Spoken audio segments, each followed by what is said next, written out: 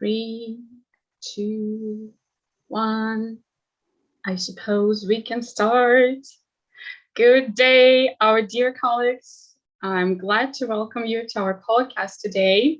I hope you can hear me and you can see me as well. Yep, I see that everything is all right. We are live now. So nice to meet you. It's me, Catherine Osoy. I'm glad to see you here in our first summer podcast, by the way. And here you can see our dear experts, Valentina Afanasieva. She is a senior methodologist with TTC Academy, and Katerina Karpun, a TTC mentor. So how are you today, Valentina? How is your day going? Going great. Thank you so much for asking. Eager to discuss what we have to discuss today. Perfect. Katerina, what about you? How are you? Yep, the same. Thank you for asking. Yeah, the weather is nice. The mood is perfect. I'm glad to see all of you here today. Oh, perfect. I'm glad to hear that you both are okay. And now then, let's get started. Today, we're having a pretty hot topic, and I'm pretty sure that our listeners will have something to share. Dear listeners, by the way, could you please share if you ever take it hard when students leave? Send a plus if it affects you to any extent, no matter the reasons, and please send a minus if it doesn't at all. And by the way, while you're sending your comments, feel free to share your opinion, share your pluses, minuses, etc. Katerina, could you tell us, as a mentor, do teachers often turn to you and the team with such an issue? Yes, they definitely come to us with this request. Can't say that it is one of the most popular requests. I would paraphrase it. More often I can see people asking me how to, so they kind of feel that something is going to happen and they come to me to ask how to prevent that. And that is, I think, like a positive tendency. So like exactly somebody has left and teacher is here to discuss it not so often. Somebody is going to leave and teacher here is to ask how to stop it. Pretty often question. Mm-hmm. Actually, I suppose that it's quite good that teachers can feel something and they want to prevent, and they want to save their students and give them all they needed. Valentina, is it a big problem for the school anyway if students start to leave, to stop studying there? Well, generally, of course, yeah, it is a huge problem, especially if there are many of the students who want to leave all of a sudden. And especially if they leave for not good reasons. It depends though, because here we definitely have to differentiate between those students who actually achieved their goals and who got everything they wanted from the process, who say successfully passed an exam or got a job that they wanted, or are able to perform some tasks that they wanted to be able to perform, like, to travel and not to have any barrier and things like that. And it is a totally different thing when students leave because, before actually they have achieved those goals. Then unfortunately, there are reputation issues for the school, of course, because students are unhappy and they normally express the fact that they're unhappy, and the school doesn't look very good in that case. And in terms of business, well, of course, students leave, resources leave. So yeah, from the point of view of the school, not as great in that case. Unfortunately, yeah. So anyway, it makes sense, yeah. And if we talk about teachers, if a student leaves before they have reached their goal, I suppose it can be good, or any part of the process, right? And it can be like very bad or sad for several reasons for a teacher. I mean, am I right? I suppose yes. And what is it that happens that can force a student to go before they have reached their goals? Valentina. Well, here again, we also have different teachers. Some of them just get, well, it's actually good if they see it as something unpleasant and if they see it as, well, a problem. And it's great if it makes them thinking of the reasons why. Unfortunately, there are some teachers who just get angry at a student that, well, okay, so I couldn't motivate you and you couldn't understand what you wanted, so that's why you left. And I am angry at you. Probably there are also some teachers who are, well, maybe happy because their students left. Oh. But we definitely want the teachers to understand that in so many cases, they can actually influence this unpleasant event. And answering your question, why that might happen, we can start with probably the biggest, the most, I think I might say awful things that some teachers do, which is basically not caring about their student. Oh. That is the worst possible that the teacher can do. And by that, I mean,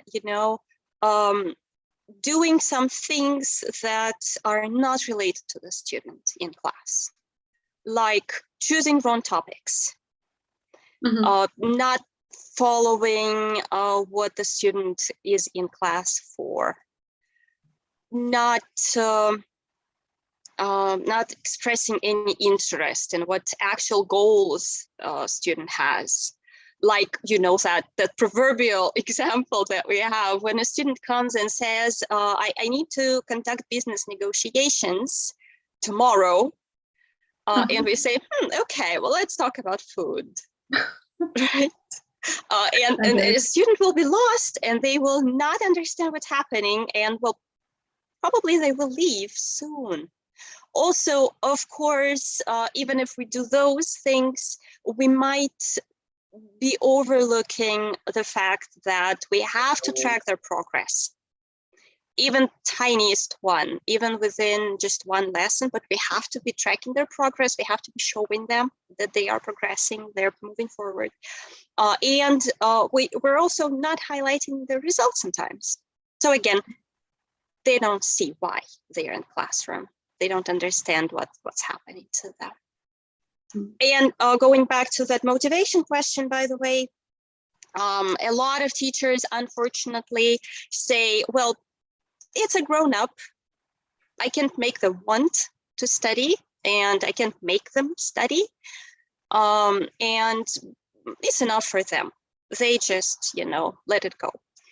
But here we also should take into consideration this major difference between teaching children, where we can influence them somehow, and teaching adults, in which the most important thing is just basically to create the conditions that this adult is looking for and to give them what they want.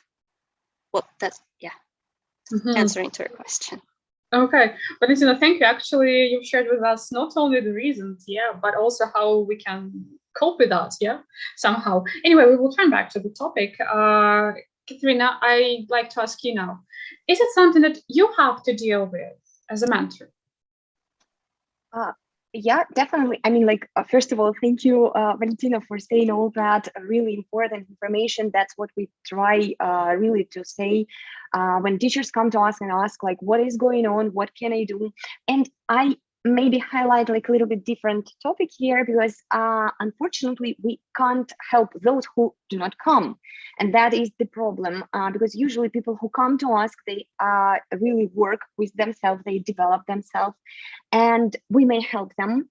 And in this very case, usually we do not have these accidents when people leave the school finally. So we may help them somehow. And here we have different strategies. We try to understand why teacher can't be successful in his role of teacher.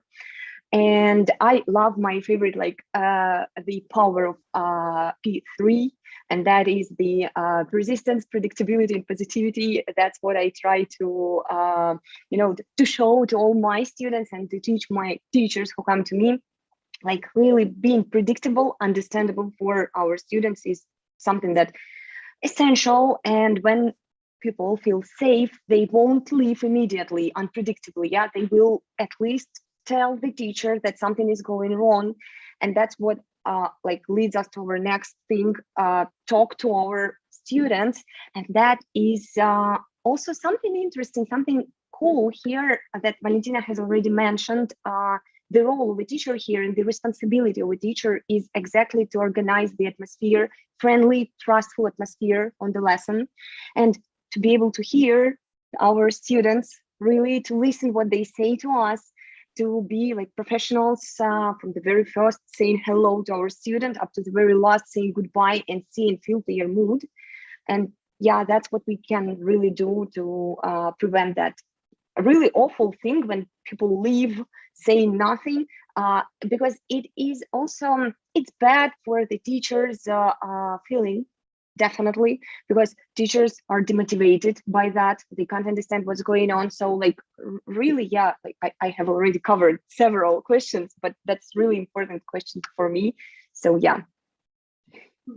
Yeah, actually, Katerina, thank you. That I can see that this psychological atmosphere and the lesson is really important, not only for the students, but also for teachers as well. Yeah, I got it. Valentina, do you have anything to add here? Well, yeah, sure, of course. Oh. There are so many things actually, you know, that might influence this thing that students unfortunately leave. And I do absolutely agree with Katerina that we can actually make it quite predictable. Yeah, and in at least some cases, probably in most cases, we can sense it and prevent it. Unfortunately, not always. Unfortunately, yeah, we also make mistakes. We're also people, so yeah. But it might as well throw some students off if we do not really individualize the process, if we stick to the book too much. Say we've chosen all the appropriate materials, all the content is good, but we just follow it by the letter. Well, it might work for some students probably, but usually that throws them off a little bit because we have to individualize the process anyway. And another, well, probably pretty important thing that a lot of people overlook, especially people who work with, who teach adults, is, you know, taking that senior position with adults. Yeah. Because it seems like we are teaching, which is true, but at some point it might start to seem that we might actually pressure our student because we are in that position. But they are adults. They have their own view of life. They have their own position. They might have really, really strong positions in some questions, especially, and they might already know how they are supposed to be taught. And here is a teacher who is pressuring them, who's taking that seniority tone with them, and might actually even be intimidating for a student. And that's definitely a problem for at least some students, and that might as well drive them away, unfortunately. So that's just another thing to consider. Yeah, actually, who likes when you can see not a teacher but a boss in front of you? Yeah, not good. Okay, I got it, Valentina, thank you. So, oh, dear listeners, I just want to remind you that if you have any comments, if you have any questions, feel free to ask. If you want to clarify some moments, our experts are here for you. They're ready to answer. And don't be shy if you have any interesting cases from your experience. We also will be glad to check it and to talk about that as well. So, but anyway, while you're answering something or giving your comments, we are ready to see that. I like through your checking your comments here, Catherine and Valentina, I mean yours, I mentioned that it's not always that teacher is responsible for like when the student is leaving, or is it always 100% teacher's mistake? Katerina, what do you think? Well, that's really cool question because that my philosophy is that, yeah, I am responsible for myself 100%.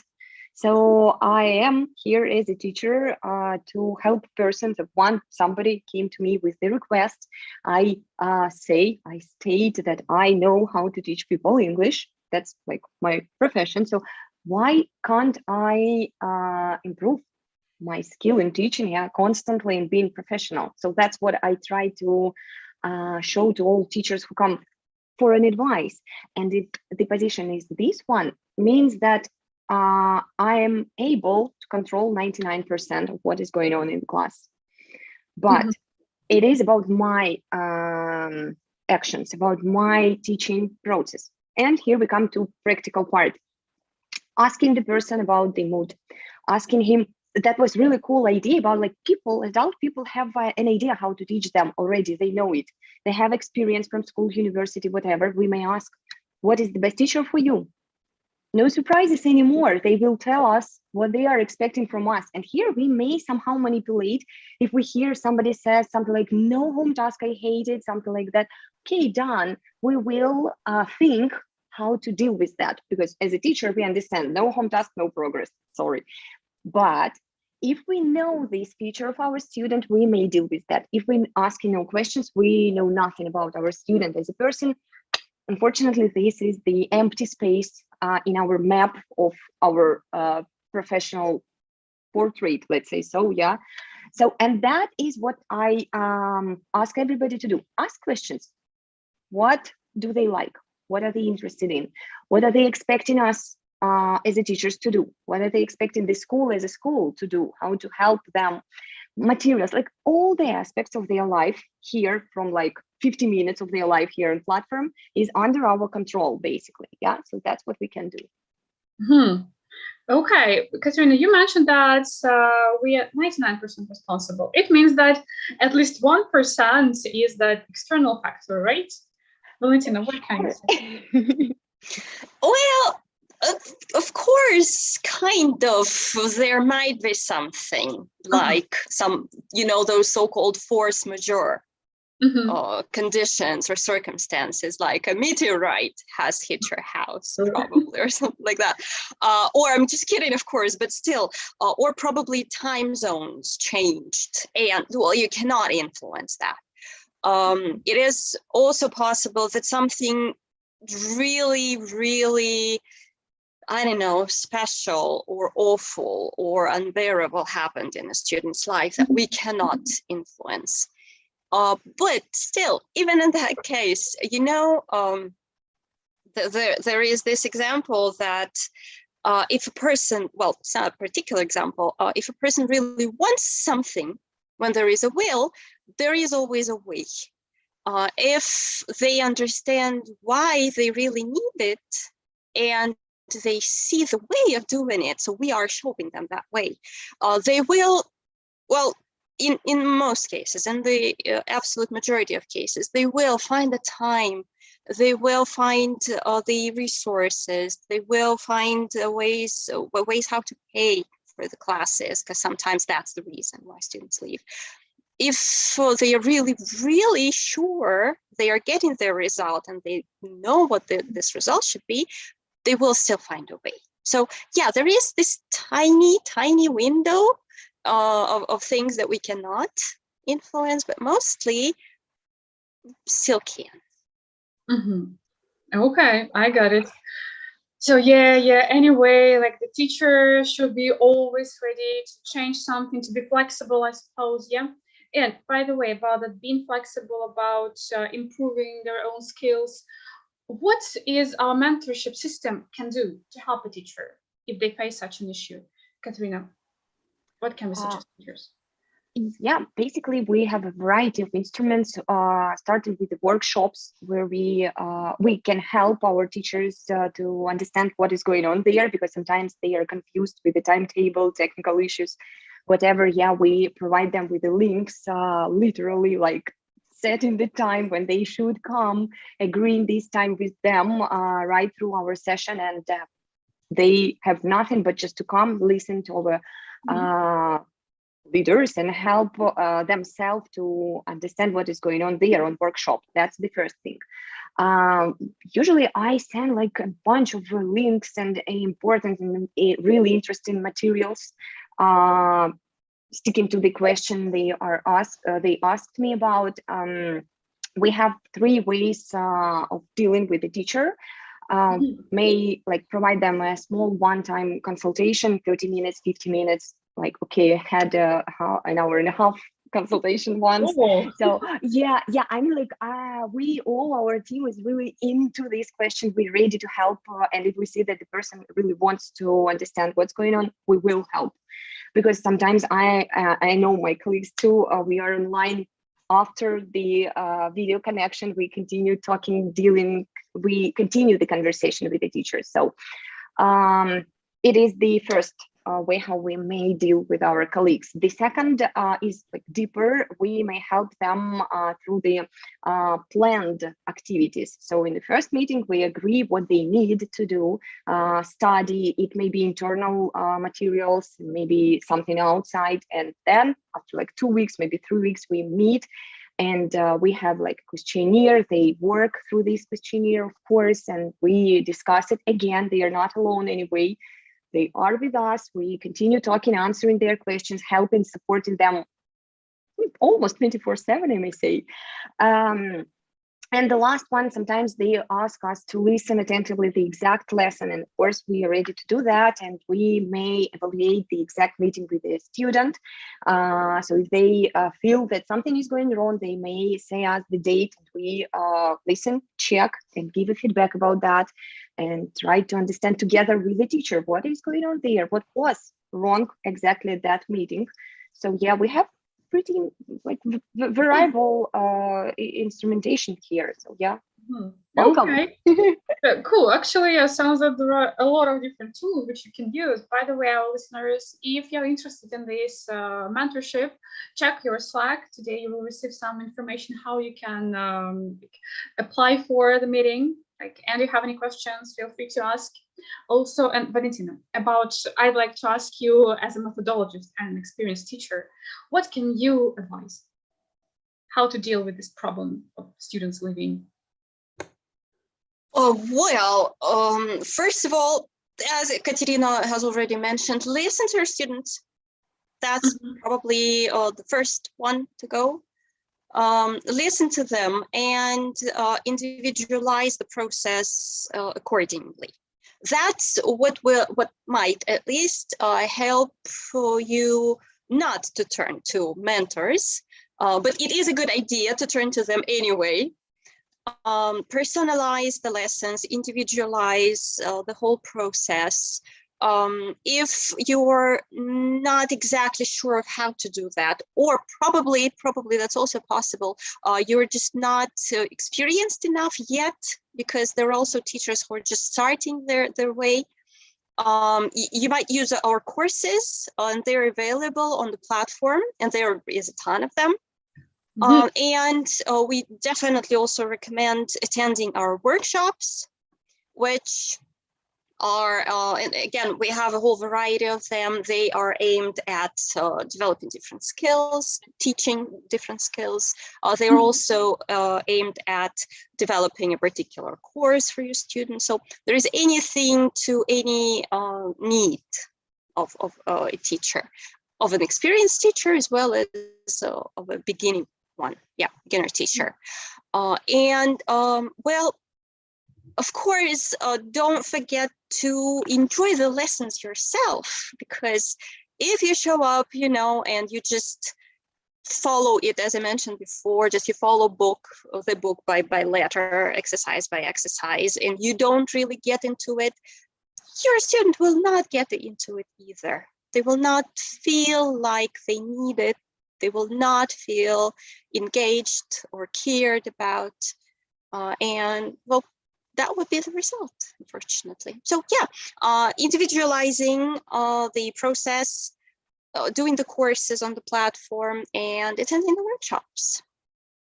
By the way, That's attending it. workshops. Yeah, I've just sent you the link where you can find information about our workshops. Feel free to join them. You can find all the information, all the workshops which are available right now. So if again you have any questions, there is the forum where you can ask questions. So this tool is for you. Feel free to use it. And by the way, while talking, I've seen some comments from our teachers. They ask some questions. I hope that Valentina, Katerina, you are going to be ready to answer.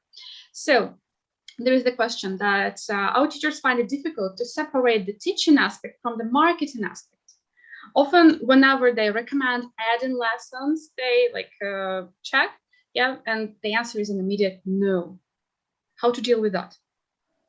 Oh, that's, I guess I entered this conversation because I love this topic, really.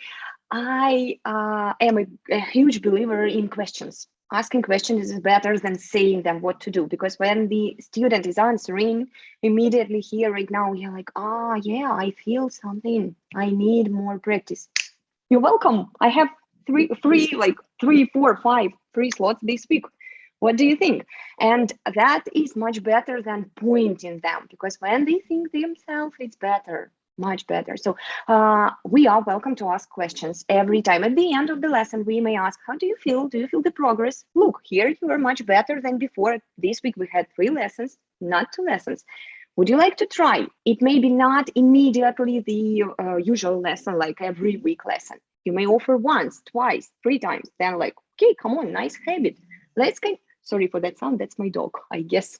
Maybe you can hear like snoring, not my student snoring, definitely, just a dog. So yeah, that's what I wanted to say. That's what I usually say to everybody who asks how to deal with this marketing aspect. And being honest, that's also the second crucial moment here, because sometimes students do not need our help. They need self-help time. And if they see that we never say only about attending school lessons, sometimes we may say them like, hey, come on, I feel like you have a bad reading skill now. Yeah, really, something happened. Maybe you will read the book next week, and you send him being alone, not with the school. So it doesn't seem like marketing anymore. Yeah, anyway, anyhow, you do not look like somebody who is selling something right now. Yeah, you have the face of tutor, of a helper, somebody who knows what to do. In this case, of course, when you say that you need my help, really need, like, because pronunciation is not good, maybe like speaking is not so well now, welcome to the lesson, additional lesson. You see, not marketing anymore. Okay, such actually a perfect idea. Yeah, not to say that we will have one more lesson, but suggest, yeah, you can some software. Okay. Exactly. And here again, sorry. Here again, we're circling back to that fact that they are adults. And if you simply tell them to do something, or you try to sell them, they will most definitely see it as something being imposed on them. But if you ask them questions, if you show them that something is really necessary, and then again you ask them if they agree it is necessary, they will feel that you see them as equal, and that you take their opinion into consideration, of course. And by the way, if you're not sure of how to convince your student to increase that frequency of the lessons and the amount of lessons, we also have a wonderful tool on the platform, which is a lesson written specifically for teachers and their students, explaining how the learning process normally goes, how to become a more effective learner, why we need to have lessons a bit more frequently, which is called Are You an Effective Learner? And if I am not mistaken, it's written for 3 levels currently, for the elementary, pre-intermediate, and intermediate one. We'll send more information in the digest to today's podcast. Thank you very much. Yeah. So it looks like we don't need to choose the way our students. We should just show them, and they can decide what to do. Oh, thank you. I wanted to add here maybe that we sometimes should be ready to hear no. And in this case, we should never stop, because like today, no, but still the progress is going on. So yeah, okay, you're not ready, fine, I'm fine with that. Continue doing the same. In a month, like, okay, the same questions, sooner or later, again, coming back. If the student is motivated and he needs our help, sooner or later, they will understand what we are doing here, that we are not like pushing them to spend only money here. And again, sometimes they do not want, I mean, students do not want to buy additional lessons just because they do not feel the teacher's involvedness, and they think like, okay, come on, more meetings with you, no thank you. But if they are charmed by teacher, they will. I mean, like, who ever said no to have a nice 50 minutes of development in a nice atmosphere with the humor, with something interesting? We have a huge amount of lessons, light lessons, whatever lessons that can show them that English is interesting. And in this case, businessmen are ready to like say, stop business, need some time for myself with my best teacher. Moms stop their children and spend time with their perfect teacher again. Yeah, so English should be like their comfort zone. Of course, developing, but comfort. Mm-hmm. Looks like the moment where we can think of our also like our development here, and maybe we can find some interesting ways how to improve that, asking about additional lessons, or maybe improve the way of learning. Of course, sometimes there are reasons, yeah, that students can't really attend more classes. But anyway, our time is unfortunately almost up, but I still have one more lesson. Because there is the situation when students leave, but they come back after that. Can you please share any of pleasant stories? Who is ready to share the first? Valentina, can you be first one? Yeah, sure. I think I had several cases like that, but unfortunately, I could only accept one student back. And then the rest of them, well, I was just all packed. The whole schedule was packed.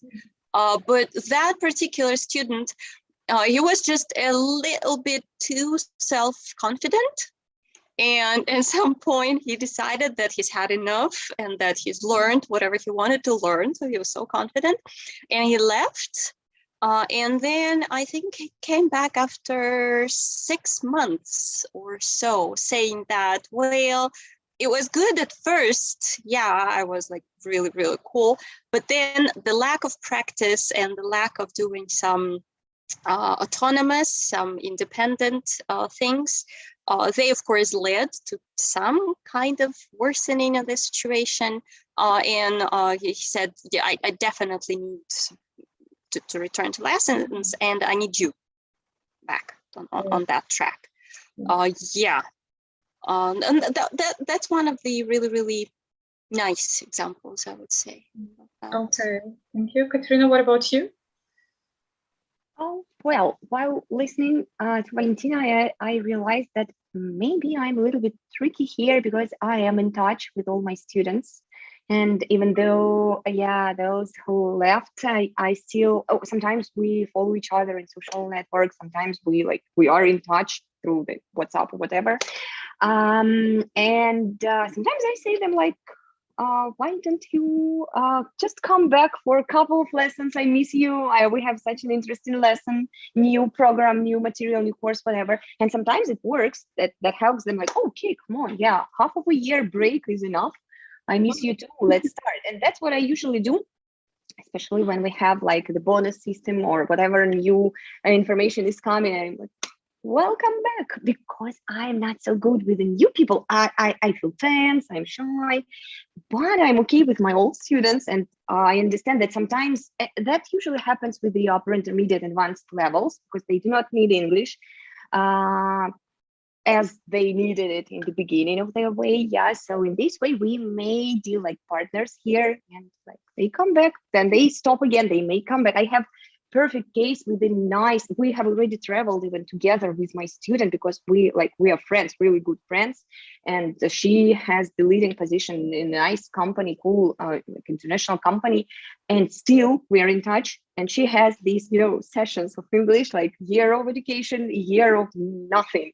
Then again, she comes back, then again, she has a break, and still we're in touch all this time. And yeah, we had 2 nice trips to Turkey once we traveled together. So yeah, that's like kind of a friendship. That's what I think is the best for me, the best way to deal with my students. Yeah, sure. Relationship is important part of the lesson as well. Thank you so much for sharing your interesting, really cool stories. It was nice to hear that. And now, as I have already told you, our time is up, and in the chat you can find the link. We will be really glad if you fill out this form, because your opinions, your point of view are important for us. So when you have time, whenever you have time, and just like we'll take 2 minutes, not longer. Yeah, we will be glad. So thank you for coming, everyone. Thank you for coming, our dear listeners. We were here for you. Thank you, our dear expert. It was really interesting to listen to your pieces of advice and about your experience. So I hope that our listeners will find it interesting, important, and already can apply to the lessons. Yeah. So have a nice day today. Have a perfect time. Wish you perfect lessons, and see you soon. Bye-bye. Thank you so much. See you next time. Bye.